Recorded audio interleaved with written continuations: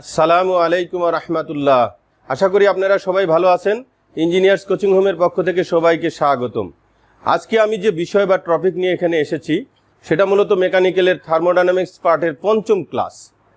এর আগে আমি চতুর্থ ক্লাস থার্মোডাইনামিক্সের নিয়েছি। আজকে পঞ্চম ক্লাস নিব, যেটার টপিক বা বিষয়বস্তু হচ্ছে ল অফ থার্মোডাইনামিক্স। এটা খুব গুরুত্বপূর্ণ একটা বিষয়, যে আসলে তাপগতিবিদ্যার সূত্রগুলো নিয়ে আমি আজকে আলোচনা করব। প্রথমেই আমি কিন্তু আজকে যে মেইন আলোচনা হবে সেটা হলো ফার্স্ট ল অফ থার্মোডাইনামিক্স, অর্থাৎ তাপগতিবিদ্যার প্রথম সূত্র নিয়ে আমি আজকে আলোচনা করব। সামনে আমি আবার পরবর্তী সূত্রগুলো নিয়েও আলোচনা করব।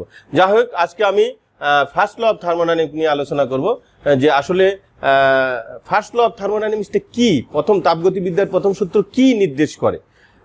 তো আমি প্রথমে জুলের স্টেটমেন্ট নিয়ে আলোচনা করব, যে জুলের মতে তাপ শক্তি যান্ত্রিক শক্তিতে অথবা যান্ত্রিক শক্তি তাপ শক্তিতে রূপান্তর হলে রূপান্তরিত যান্ত্রিক শক্তি ও উৎপন্ন তাপ শক্তি সর্বদাই পরস্পরের সমানুপাতিক।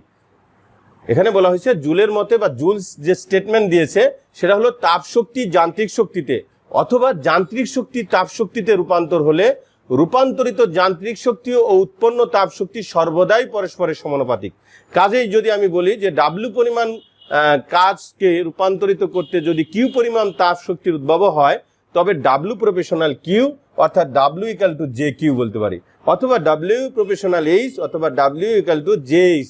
এখানে যে একটি ধ্রুবক এবং একে তাপের যান্ত্রিক তুল্যাঙ্ক বলা হয়, বা মেকানিক্যাল ইকুইভ্যালেন্ট যেটা বলা হয় সেটাই হলো জে। তো এখানে আমরা যেটা শিখলাম যে তাপ শক্তি যদি যান্ত্রিক শক্তিতে রূপান্তর হয় বা যান্ত্রিক শক্তি তাপ শক্তিতে রূপান্তরিত হয়, তাহলে এই রূপান্তরিত যান্ত্রিক শক্তি ও তাপ শক্তি সর্বদাই পরস্পরের সমানুপাতিক। অর্থাৎ ইংলিশে আরো সহজভাবে বলা হয় যে heat and work mutually convertible, অর্থাৎ ওয়ার্ক আর হিটের মধ্যে যে সম্পর্ক সেটা পরস্পরের সমানুপাতিক। অর্থাৎ যে যদি হিটের পরিমাণ কোনো সিস্টেমে আমি বাড়াতে থাকি, তাহলে ওই সিস্টেমে কাজও বেশি বৃদ্ধি পেতে থাকবে, কাজও বেশি পাওয়া যাবে সিস্টেম থেকে। এটাই বোঝাইতে চাইছে। এটা একটা জুলের স্টেটমেন্ট আমরা বললাম। আবার দেখেন ক্লাসিয়াসের স্টেটমেন্ট বা ক্লাসিয়াসের মতে কি বলা হয়েছে, যে কোনো সিস্টেম কর্তৃক গৃহীত তাপের কিছু অংশ ওই সিস্টেমের অন্তর্নিহিত শক্তির বৃদ্ধি করে এবং বাকি অংশ বাহ্যিক কার্য সম্পাদন করে। অর্থাৎ কোনো সিস্টেমে যদি আমি কিছু পরিমাণ তাপ প্রদান করি বা কোনো হিট সাপ্লাই দিই কিছু পরিমাণ, বা হিট দেওয়া হয় গিভেন, অর্থাৎ কোনো সিস্টেমে আমি হিট প্রয়োগ করলাম বা হিট দিলাম, বাইরে থেকে তাপ দিতে থাকলাম, তাহলে প্রথমে ওই সিস্টেমের কিছু অন্তর্নিহিত শক্তি বা ইন্টারনাল এনার্জির পরিবর্তন হবে, ইনক্রিজ হবে, আর বাকি ওই তাপের বাকি অংশটা কিন্তু বাহ্যিক কার্য সম্পাদন করবে। এটা বলছে ক্লাসিয়াস। তো অর্থাৎ এখানে আমরা Q equal to del U plus W, অর্থাৎ কিউ দ্বারা কি বোঝাচ্ছে, এখানে কিউ হলো সরবরাহকৃত তাপ, ডেল ইউ হলো অন্তর্নিহিত শক্তির বৃদ্ধি, আর ডাব্লিউ হলো সম্পাদিত কাজ। অর্থাৎ একটা সিস্টেমে যদি আমি কিছু পরিমাণ তাপ প্রয়োগ করি, ওই তাপের কিছু অংশ ওই সিস্টেমের ইন্টারনাল এনার্জিকে ইনক্রিজ করবে, পরিবর্তন করবে, আর কিছু অংশ বাহ্যিক কার্য সম্পাদন করবে।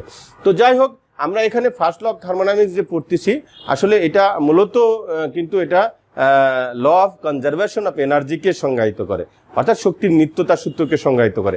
আমরা যদি বলি যে আসলে এই যে পৃথিবীতে যত শক্তির রূপান্তর হচ্ছে, হ্যাঁ, যে তাপ শক্তি থেকে যান্ত্রিক শক্তি, যান্ত্রিক শক্তি থেকে তাপ শক্তি, বৈদ্যুতিক শক্তি থেকে যান্ত্রিক শক্তি, বৈদ্যুতিক শক্তি থেকে তাপ শক্তি, বা তাপ শক্তি থেকে রাসায়নিক শক্তি, বা রাসায়নিক শক্তি থেকে বৈদ্যুতিক শক্তি, বা রাসায়নিক শক্তি থেকে সাউন্ড অ্যান্ড হিট এনার্জি। অর্থাৎ যদি আমি কোথাও কোনো বোম বিস্ফোরণ করে, অ্যাটম বোমা বিস্ফোরণ ঘটাই, তো সেখানে দেখা গেল রাসায়নিক শক্তি থেকে কিন্তু প্রচণ্ড সাউন্ড বা শব্দ শক্তি এবং প্রচণ্ড পরিমাণে তাপ উৎপন্ন হবে। অর্থাৎ ওখানে রাসায়নিক শক্তি ভেঙে বা রাসায়নিক শক্তি থেকে শব্দ এবং তাপ শক্তিতে পরিণত হবে। তো যাই হোক, শক্তির সকল রূপান্তরই কিন্তু এই ফার্স্ট ল অফ থার্মোডাইনামিক্সকে অনুসরণ করে। অর্থাৎ আমরা এখানে যেটা শিখলাম যে মানে উদাহরণ হিসেবে আমরা বলতে পারি শক্তির সকল রূপান্তর নিয়েই তাপগতিবিদ্যার প্রথম সূত্র আলোচনা করে। অর্থাৎ শক্তি, যেটা শক্তির নিত্যতার সূত্র, যেটা আমি বললাম law of conservation of energy যেটাকে বলা হয়, অর্থাৎ শক্তির নিত্যতার সূত্র, যেখানে বলা হয়েছে যে শক্তির কোনো সৃষ্টি বা ধ্বংস নেই, এটা শুধু এক রূপ থেকে অন্য রূপে স্থানান্তরিত হয় মাত্র।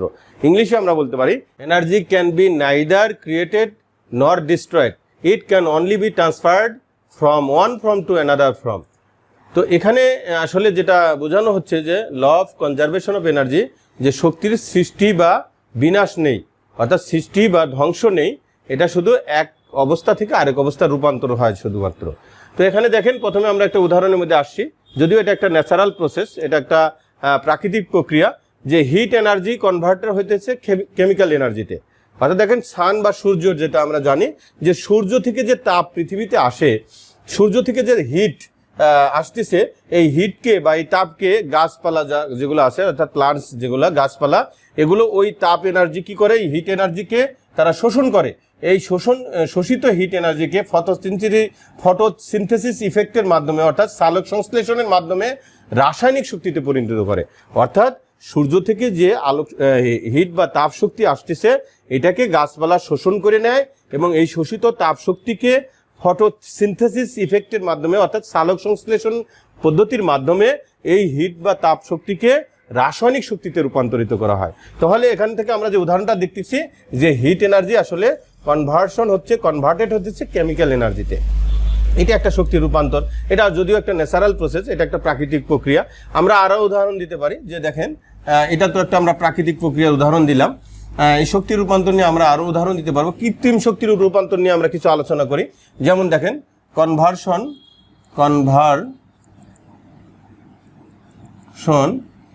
Of electrical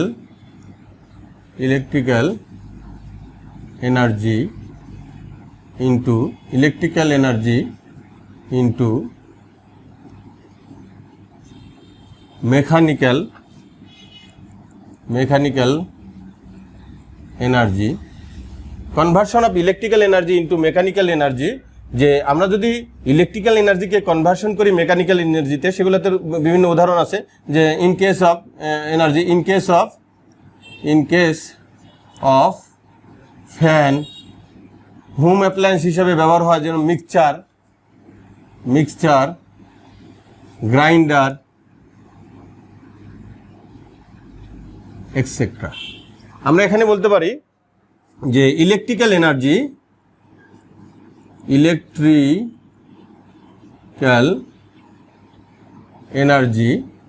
converted mechanical. তো বৈদ্যুতিক শক্তি যান্ত্রিক শক্তিতে রূপান্তর হয়, এরকম কিছু উদাহরণ আমরা বলছি। ইন কেস অফ ফ্যানটা যে আমরা দেখি যে ফ্যান যে কি হয়, ফ্যানের ভিতরে আসলে ফ্যানের ভিতরে ইলেকট্রিক্যাল যে শক্তি, বৈদ্যুতিক শক্তি কিন্তু ফ্যানের ভিতরে কাজ করে। অর্থাৎ আমি যখন সুইচ অন করি, তো সেখানে ইলেকট্রনের প্রবাহ শুরু হয়ে যায়, অর্থাৎ ইলেকট্রনের প্রবাহের মাধ্যমে এই ইলেকট্রিক্যাল এনার্জিটা কি করে, কনভার্টেড হয়ে মেকানিক্যাল এনার্জিতে পরিণত হয়। অর্থাৎ ফ্যানটা যে ঘুরে, এটা কিন্তু একটা রোটেশন, মুভ করে, এটা কিন্তু একটা মেকানিক্যাল এনার্জি। কিন্তু এই মেকানিক্যাল এনার্জি কিভাবে পাওয়া যাচ্ছে, যে বৈদ্যুতিক শক্তি কিন্তু ট্রান্সফার হয় মেকানিক্যাল এনার্জিতে পরিণত হতেছে।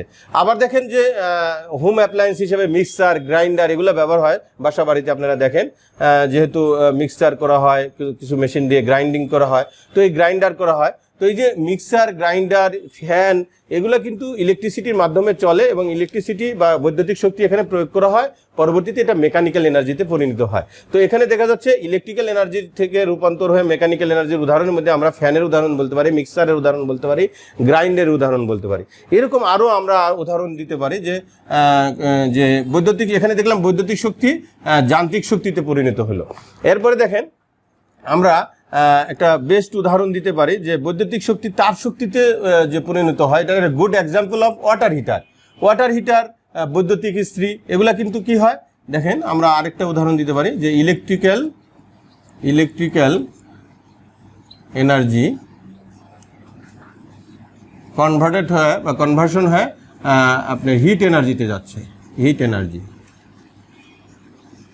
উদাহরণ হিসেবে কি বলা যায়, ওয়াটার হিটার,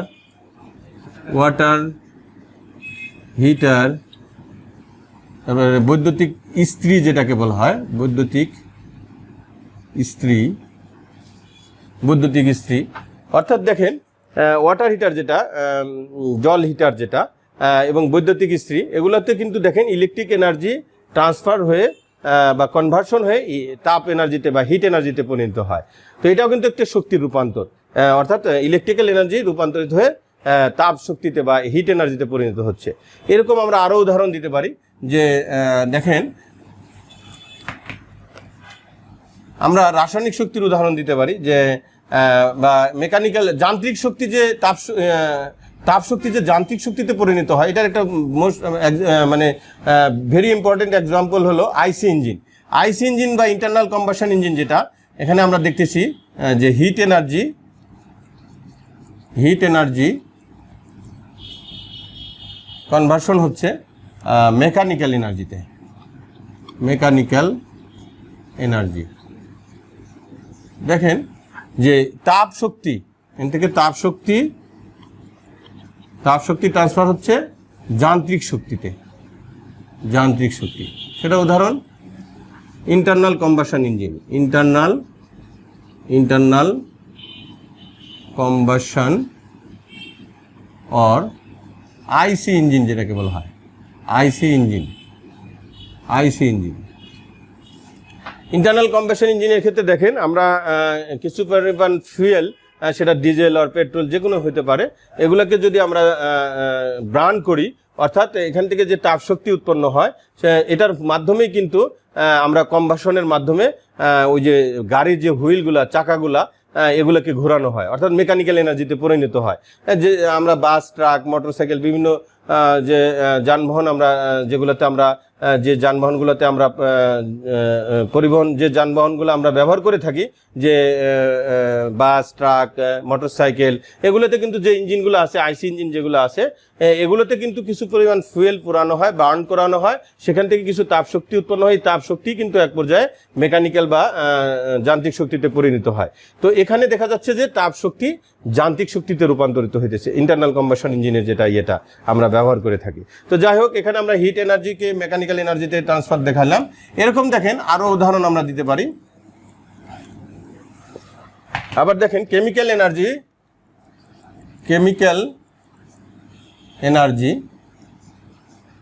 ট্রান্সফার হয় ইলেকট্রিক্যাল এনার্জিতে,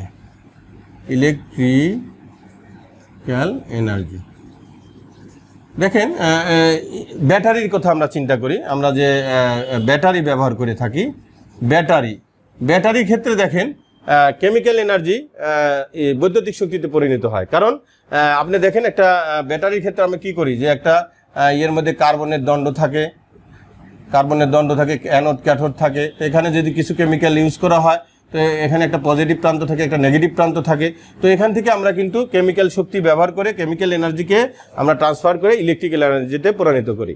এরকম দেখেন কেমিক্যাল এনার্জির ক্ষেত্রে আরও আমরা উদাহরণ দিতে পারি, যে আমরা যদি কোনো বোম বিস্ফোরণ ঘটাই, অর্থাৎ কেমিক্যাল যে কোনো পরমাণুর বিস্ফোরণ ঘটে, বা অর্থাৎ কোনো বোমের বিস্ফোরণ ঘটানো হয়, তো সেখানে দেখালো রাসায়নিক শক্তি ভেঙে রাসায়নিক শক্তি নিঃশেষ হয়ে যায়, কিন্তু সেখান থেকে কিন্তু একটা সাউন্ড এনার্জি এবং হিট এনার্জির পরিণত হয়।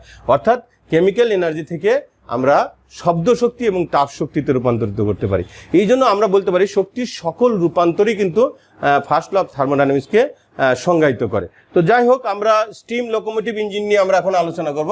যে স্টিম লোকোমোটিভ ইঞ্জিন যেটা, এটাতে কিন্তু মূলত স্টিম লোকোমোটিভ ইঞ্জিনের ক্ষেত্রে আমরা দেখি যে এখানে স্টিম লোকোমোটিভ ইঞ্জিনের ক্ষেত্রে এখানে কেমিক্যাল এনার্জি, হিট এনার্জি এবং মেকানিক্যাল এনার্জি, এই তিনটার সম্মিলিত রূপ ঘটে এখানে। তো আমি যদি প্রথমে বলি যে স্টিম লোকোমোটিভ ইঞ্জিনের ক্ষেত্রে যে কিছু পরিমাণ ফুয়েলকে প্রথমে বার্ন করানো হয়, তো ওই ফুয়েল বার্ন হওয়ার সাথে সাথে তাপ শক্তি উৎপন্ন হয়, অর্থাৎ রাসায়নিক শক্তি থেকে হিট এনার্জিতে পরিণত হয়।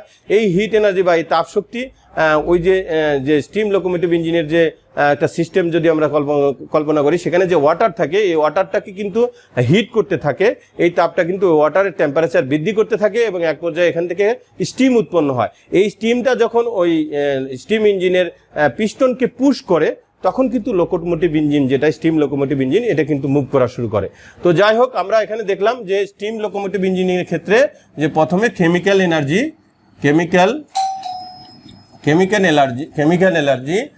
এটা ট্রান্সফার হয়ে হিট এনার্জিতে পরিণত হয়।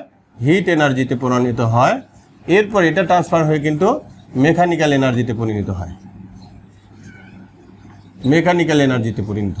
তো এখানে দেখা গেল যে স্টিম লোকোমোটিভ ইঞ্জিনের ক্ষেত্রে কেমিক্যাল এনার্জি ট্রান্সফার্ড হয়ে হিট এনার্জিতে পরিণত হয়। এই হিট এনার্জি দ্বারা আবার মেকানিক্যাল এনার্জি পাওয়া যায়। তখন কিন্তু এই স্টিম লোকোমোটিভ ইঞ্জিন কিন্তু মুভ করে। এখানে Q equal to del U plus W, অর্থাৎ কোনো সিস্টেমের বাইরে থেকে আমি যদি কিউ পরিমাণ হিট প্রদান করি, তাহলে ওই সিস্টেমের ওই হিটের কিছু অংশ ওই সিস্টেমের ইন্টারনাল এনার্জিকে ইনক্রিজ করবে এবং কিছু অংশ কাজ সম্পাদন করবে। আমরা স্বাভাবিকভাবে একটা উদাহরণ হিসেবে বলতে পারি যে আপনি যদি একটা ছোট বাচ্চাকে একটা আইসক্রিম দেন, বলেন যে তোমাকে এই আইসক্রিম দেওয়া হবে, তুমি কিছু কাজ করবা, তো তাকে যদি কোনো শর্ত দিয়ে দেওয়া হয় যে আইসক্রিম তাকে দেওয়া হচ্ছে এই জন্য যে সে কিছু কার্য সম্পাদন করবে, তো তাকে যদি আপনি কোনো কাজ করতে বলেন প্রথমে সে কাজ করতে চাবে না। কিন্তু আপনি যদি একটা আইসক্রিম তাকে দেন আর সে যদি আইসক্রিম খায়, তো আইসক্রিম খাওয়ার সাথে সাথে কিন্তু তার দেখা যাবে যে ইন্টারনাল এনার্জির পরিবর্তন হবে। সে মনে হবে তাকে শক্তিশালী মনে হচ্ছে বা তাকে স্বতঃস্ফূর্ত ভাব মনে হচ্ছে যে আসলে সে কাজ করতে এখন পারবে বা সে মুভ করতে পারবে। তো যাই হোক, সে যখন আইসক্রিমটা খেয়ে নেয়, তো স্বাভাবিকভাবে আমরা বলতে পারি আইসক্রিমটা এখানে একটা ফুড এনার্জি, যেটা এটা একটা কেমিক্যাল এনার্জি। তো যে যখনই সেই আইসক্রিমকে খাবে তখনই তার একটা ইন্টারনাল এনার্জির পরিবর্তন হবে, সে তার অন্তর্নিহিত শক্তির বৃদ্ধি হবে এবং তার কি হলো যে এই আইসক্রিম খাওয়ার ফলে এই আইসক্রিমকে যদি আমি এটাকে রাসায়নিক শক্তি মনে করি, তাহলে এই রাসায়নিক শক্তির প্রভাবে সে কি হবে, এখান থেকে সে একটা রাসায়নিক শক্তি নিল, এইখান থেকে কনভার্ট হয়ে এই আইসক্রিম খাওয়ার ফলে সে তার কিছু ইন্টারনাল এনার্জির পরিবর্তন হবে, তার অর্থাৎ অন্তর্নিহিত শক্তির পরিবর্তন হবে, ইনক্রিজ হবে তার ইন্টারনাল এনার্জি বা অন্তর্নিহিত শক্তি, আর কিছু অংশ দ্বারা সে কাজ সম্পাদন করবে। তো যাই হোক, এটাই আমি বোঝাতে চাচ্ছি যে দেখেন, আমি যখন একটা সিস্টেমে কিউ পরিমাণ হিট অ্যাড করছি, যে total heat added to the system or heat given to the system, এই কিউ মানে আমি কোনো সিস্টেমের মধ্যে হিট গিভেন করলাম, হিট দিলাম, তো সেখানে increase the internal energy of সিস্টেমের ইন্টারনাল এনার্জি পরিবর্তন করবে এবং ওয়ার্ক ডান হবে। অর্থাৎ তাহলে এখানকার যে total heat added to the system, অর্থাৎ যে হিট আমি দিলাম, এই হিট টোটাল হিট যেটাকে বলা হয়, সেটাকে আমি বলতে পারি যে এটা হলো ইন্টারনাল এনার্জির পরিবর্তন, যেটা এটা প্লাস ওয়ার্ক ডান, এই দুইটার যোগফল বা সমষ্টি হলো টোটাল হিট। এখন যদি বলা হয় ইন্টারনাল এনার্জিটা কি, আসলে internal energy is the microscopic level energy which is the sum of all kinetic and potential energy.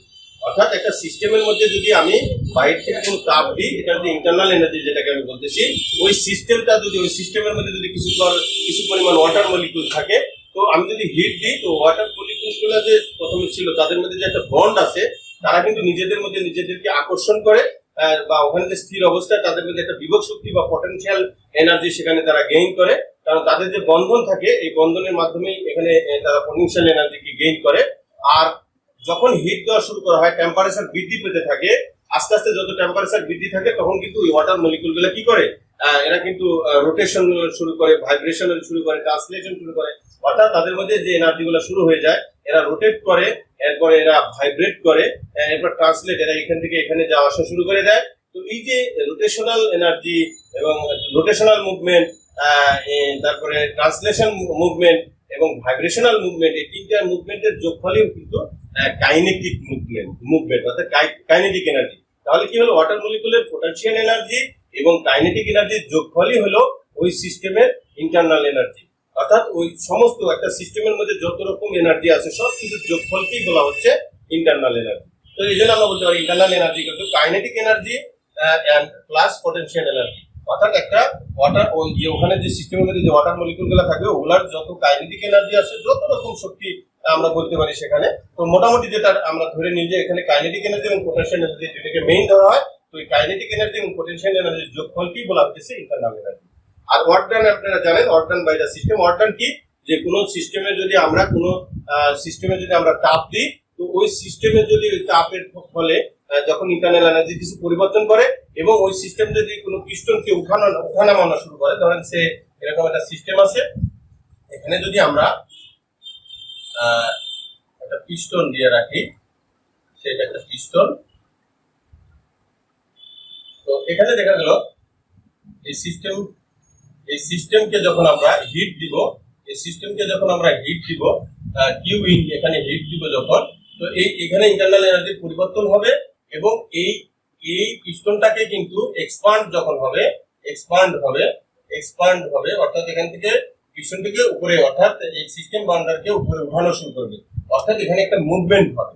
এই মুভমেন্ট হওয়া মানে কি, তাহলে এখানে ভলিউমের চেঞ্জ হবে, এই সিস্টেমের ভলিউমের চেঞ্জ হবে। তো আমরা জানি ওয়ার্ক ডান হলো, যে work done is product of pressure and change of volume. অর্থাৎ ওয়ার্ক ডানকে আমরা বলতে পারি work done W = P × del V, অর্থাৎ প্রেসার এবং ভলিউমের চেঞ্জের গুণফলকেই ওয়ার্ক ডান বলা হয়। আর ইন্টারনাল এনার্জি কিন্তু আমরা শিখলাম যে ইন্টারনাল এনার্জি হলো একটা সিস্টেমের মধ্যে যত রকম শক্তি আছে, যত এনার্জি আছে, সবকিছু সমষ্টিকে বোঝানো হয়। অর্থাৎ যদি একটা সিস্টেমের মধ্যে ওয়াটারের মলিকুল থাকে, তাহলে ওই ওয়াটারের মলিকুলগুলোর কাইনেটিক এনার্জি এবং পোটেনশিয়াল এনার্জির যোগফলকে আমরা বলবো ইন্টারনাল এনার্জি। এখন দেখেন internal energy change in internal energy যদি আমরা বলি, যে এখানে ডেল ইউ দ্বারা আমরা বলতেছি, ডেল ইউ হলো এটাকে বলা হয় change in internal energy. Change in internal energy সূত্র আমরা লিখতে পারি M C del T. C V আমরা ব্যবহার করতে পারি, কনস্ট্যান্ট ভলিউমে সিভি ডেল টি। তো এখানে বলা হচ্ছে যে change in internal energy is product of mass of water and specific heat capacity and change in temperature. অর্থাৎ এখানে আমরা বলতে পারি change in internal energy is product মানে গুণফল, product of mass of water and specific heat capacity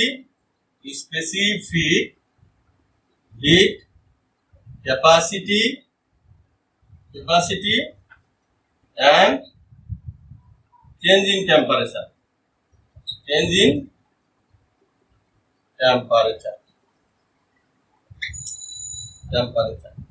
তো দেখেন আমরা যদি বলি যে চেঞ্জ ইন ইন্টারনাল এনার্জি, যেটা change in internal energy del E, যেটাকে বলা হয় del U is product of mass of water and specific heat capacity and change in temperature del T যেটা। অর্থাৎ মাস অফ ওয়াটারের সাথে যদি স্পেসিফিক হিট অফ ওয়াটার গুণ করা হয় এবং তার টেম্পারেচারের ডিফারেন্স গুণ করা হয়, তাহলে আমরা চেঞ্জ ইন ইন্টারনাল এনার্জি পাবো। তো যাই হোক, আমরা এখানে যে ফার্স্ট ল অফ থার্মোডাইনামিক্স এর পড়তে গিয়ে আমরা এখানে দেখছি যে ফার্স্ট ল অফ থার্মোডাইনামিক্স মূলত U equal to del U plus W, এটা দিয়ে একটা ম্যাথমেটিক্যাল টার্ম প্রকাশ করা হয়। তো এগুলো দিয়ে আমরা কিছু অঙ্ক করবো। এখন এটি আমরা কিছু অঙ্ক করব। প্রথমে আসছে অঙ্ক করার সময় আমরা এখন দেখবো যে কোন সিস্টেমে যদি কিউ, যেটা আমরা heat added to the system, যেটাকে আমরা বলছি কিউ, এই কিউ এর ক্ষেত্রে আমরা দেখতেছি যদি কিউ যদি এরকম হয় যে Q given to the system,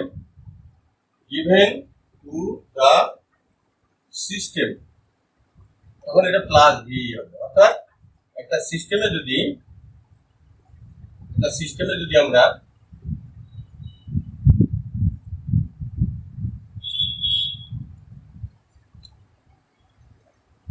এটা যদি একটা পিস্টন হয়, এটা সিস্টেম হয়, সিস্টেম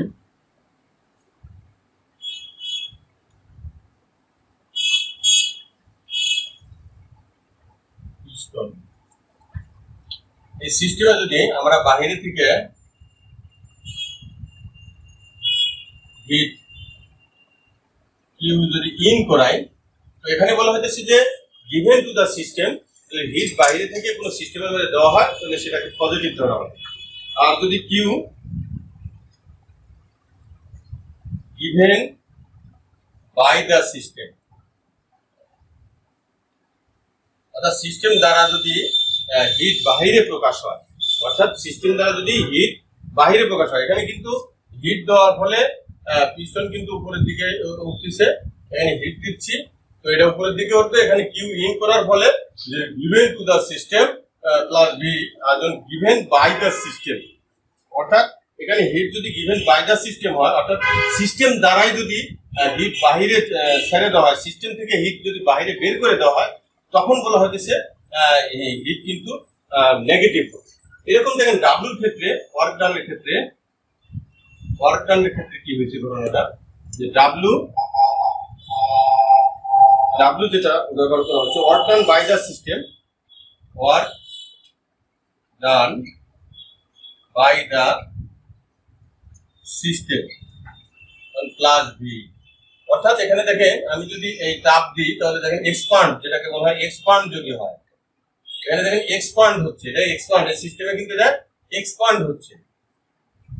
এক্সপান্ড হওয়ার ফলে এটা কিন্তু ওয়ার্কটা কি বাইরে এটা এই সিস্টেম দ্বারা কাজ সম্পাদন হচ্ছে, অর্থাৎ সিস্টেম দ্বারা কাজ সম্পাদন হচ্ছে বা এই পিস্টনটা এক্সপান্ড হচ্ছে, অর্থাৎ এখানে সিস্টেম বাউন্ডারিটাকে কি করা হচ্ছে, এক্সপান্ড করা হচ্ছে, ভলিউম বেড়ে যাচ্ছে। তো সেই ক্ষেত্রে হলো work done by the system, এখানে প্লাস বি হবে।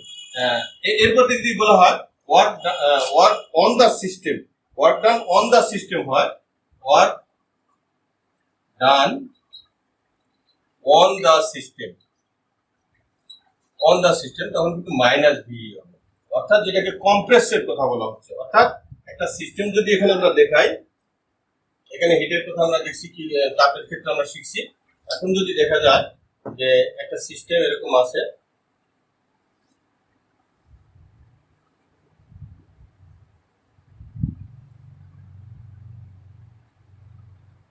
এটাকে দেখলে এখানে কম্প্রেস করা হচ্ছে,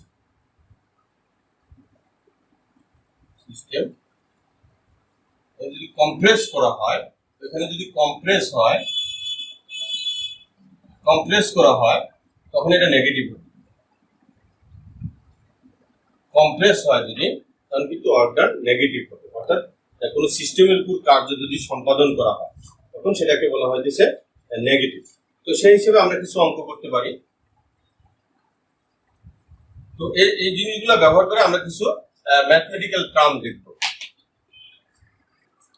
ওকে, সিস্টেমের আন্তঃশক্তির পরিবর্তন গণনা করো যখন সিস্টেম 200 জুল তাপ বর্জন করে ও সিস্টেমের উপর 120 জুল কার্য সম্পূর্ণ করা হয়। এখানে কিন্তু আন্তঃশক্তির পরিবর্তন গণনা করতে বলছে, বা ইন্টারনাল এনার্জি পরিবর্তন যেটা সেটা নির্ণয় করতে বলছে, বা অন্তর্নিহিত শক্তির পরিবর্তনটাকে নির্ণয় করতে বলছে। তো আমরা এখানে সলিউশন করি প্রথমে। তো প্রথমেই দেখেন আমরা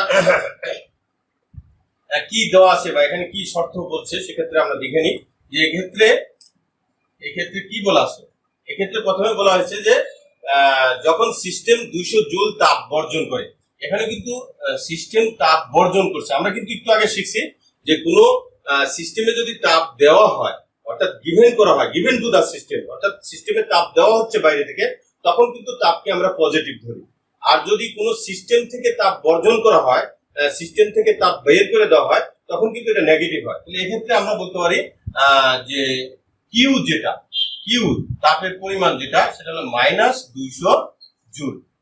আবার দেখেন বলতেছে সিস্টেমের উপর 120 জুল কার্য সম্পন্ন হয়। সিস্টেমের উপর কার্য সম্পন্ন হয়েছে, অর্থাৎ সিস্টেমের উপর কাজ করা হয়েছে। অর্থাৎ একটা সিস্টেম যদি এরকম হয়, তো যদি এটা একটা সিস্টেম হয়, তো সিস্টেমের দেখেন এখানে বলা হইতেছে যে এখানে একটা কার্য সম্পন্ন করা হয়েছে, অর্থাৎ এখান থেকে কার্য দেওয়া হচ্ছে, অর্থাৎ ডাব্লিউ এখানে কম্প্রেস করা হয়েছে। এই সিস্টেমটাতে বোঝা হইতেছে এখানে কম্প্রেস করা হয়েছে, কার্য সম্পাদন করা হচ্ছে। সেখানে আমরা বলবো ডাব্লিউ ইকুয়াল টু -120 জুল।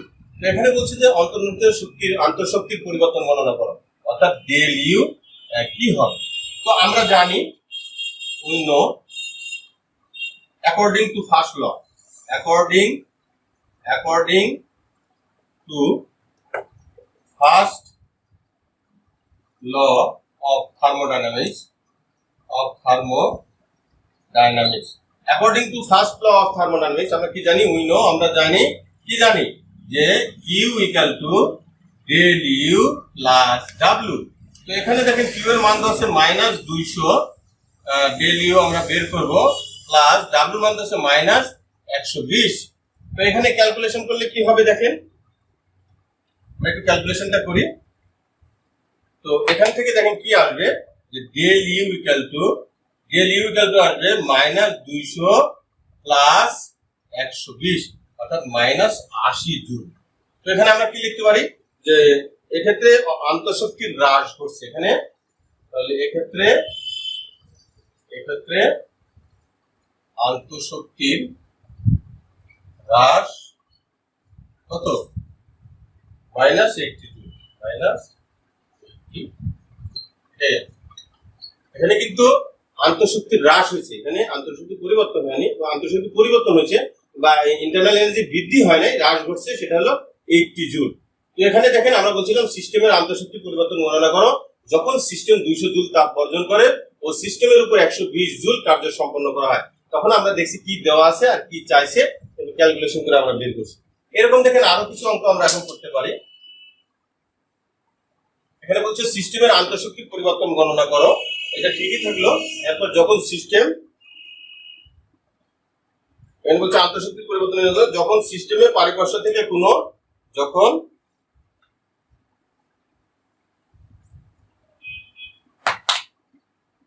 সিস্টেমে পারিপার্শ্ব থেকে কোনো তাপ গৃহীত হয় না, কোনো তাপ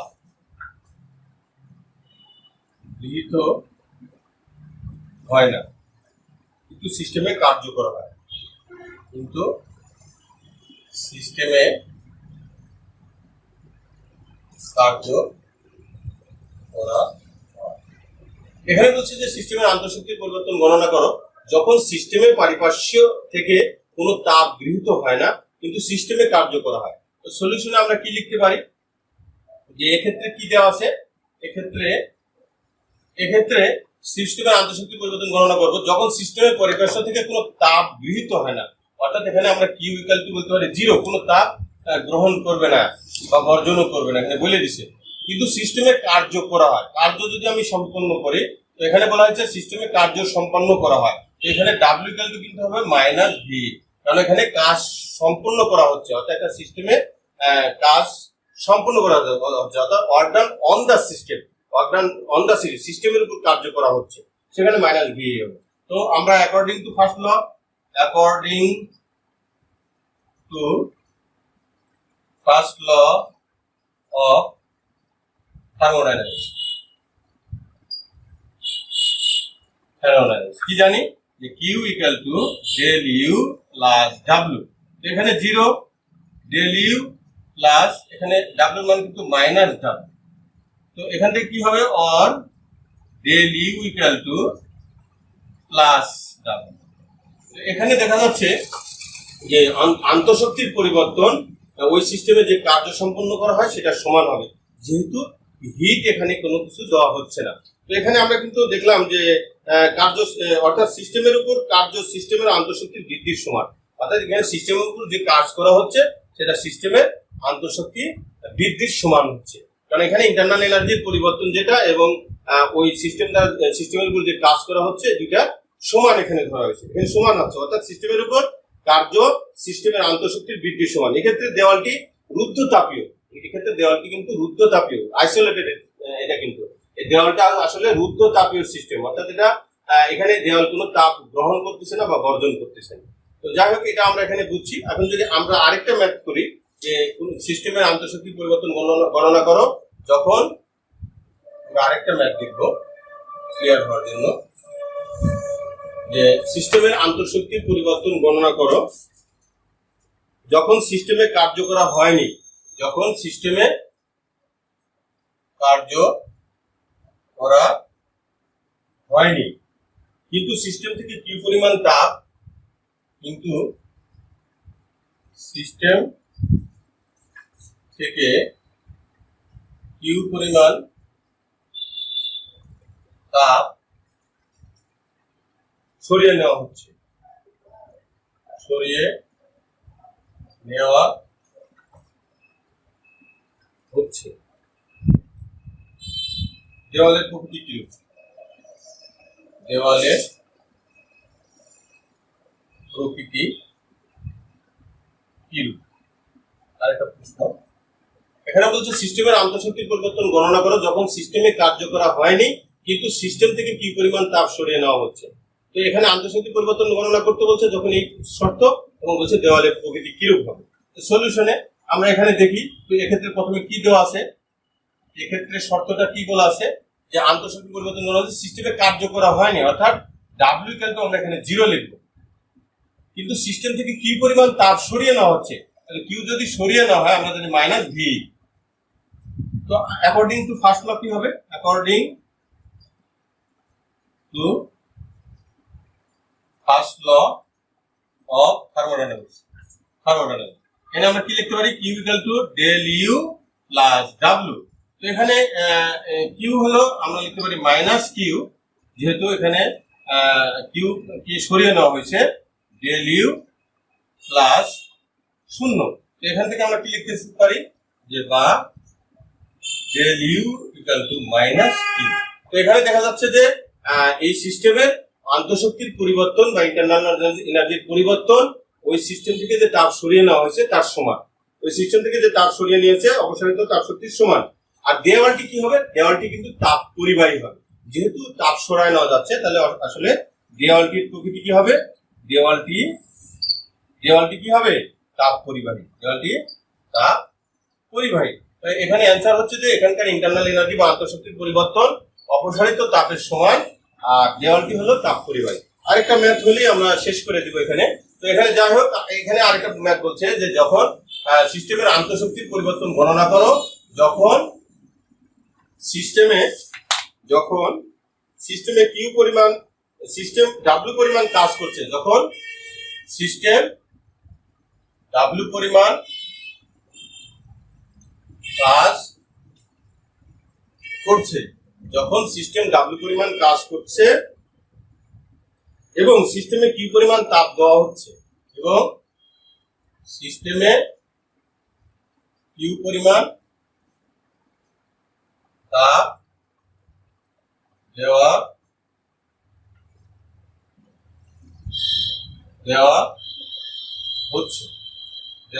হচ্ছে সিস্টেমটি কি ধরনের?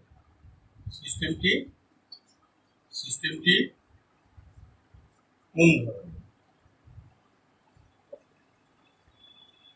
তো এখানে দেখেন একটা কথা বলা হয়েছে যে সিস্টেমের আন্তঃশক্তির পরিবর্তন গণনা করো যখন সিস্টেম ডাব্লিউ পরিমাণ কাজ করছে এবং সিস্টেমে কিউ পরিমাণ তাপ দেওয়া হচ্ছে, এবং সিস্টেমটি কোন ধরনের সেটাও এখানে চাইছে।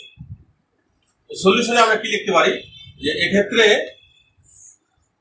কি দেওয়া আছে যে যখন সিস্টেম ডাব্লিউ পরিমাণ কাজ করছে, তাহলে ডাব্লিউ এখানে কি হবে? যেহেতু সিস্টেম দ্বারা কাজটা হচ্ছে তাহলে আমরা লিখব এটা প্লাস ভি। এটা হলো সিস্টেম ডাব্লিউ, সিস্টেমের উপর কার্য সম্পন্ন করা হচ্ছে এরকম বলে নেই, সিস্টেম ডাব্লিউ পরিমাণ কাজ করছে, অর্থাৎ এখানে work done by the system, অর্থাৎ এখানে প্লাস ভি হবে, পজিটিভ হবে। এবং সিস্টেমে কি পরিমাণ তাপ দেওয়া হচ্ছে, তাহলে এটাও কিন্তু ভি। অর্থাৎ এই যে সিস্টেমে আমরা খেয়াল করছিলাম যে একটা সিস্টেমে যদি এরকম পিস্টন থাকে, তো এখানে যদি আমরা কিছু সিস্টেমে যদি কিছু ম্যাটেরিয়াল বা ম্যাটার থাকে, তো কোনো গ্যাস থাকে বা ওয়াটার থাকে, আমরা যদি হিট দিই, তো আমরা হিট দিলে কি হবে? এখানে বাইরে থেকে আমরা কিন্তু হিট দিচ্ছি, কিউ ইন, এখানে হিট প্রবেশ করতেছে।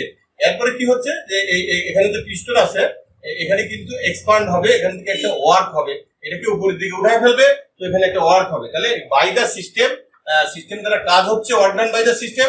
আর কি হলো? গিভেন টু দ্য সিস্টেম, অর্থাৎ কিছু তাপ এখানে দেওয়া হচ্ছে, অর্থাৎ পজিটিভ হবে। তো এখান থেকে আমাদের ইন্টারনাল এনার্জি পরিবর্তন বের করতে হবে। আমরা জানি according to first law of thermodynamics, সেটা আমরা কি জানি? Q equal to del U plus W. এখান থেকে দেখেন কিউ হলো পজিটিভ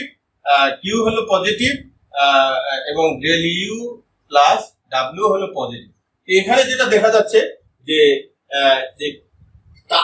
এখানে কি হচ্ছে যে আমরা যেহেতু এখানে একটা সিস্টেম, এটা একটা বদ্ধ সিস্টেমের উদাহরণ বলা হচ্ছে, কারণ এই জন্যই যে বলা হয়েছে যেহেতু আমরা তাপ দিচ্ছি, কিছু পরিমাণ কাজ হচ্ছে, অর্থাৎ এই পিস্টনটাকে উঠাচ্ছে, মুভ করাচ্ছে, কিন্তু এখানকার যে পার্টিকেল গুলা, মলিকুল গুলো আছে বা ম্যাটার গুলো আছে বা পদার্থ গুলো আছে, এগুলো কিন্তু বাইরে যেতে পারছে না বা পারিপার্শ্বিকে ছড়িয়ে যেতে পারতেছে না, কিন্তু হিট ইন করতেছে, ওয়ার্ক আউট হচ্ছে।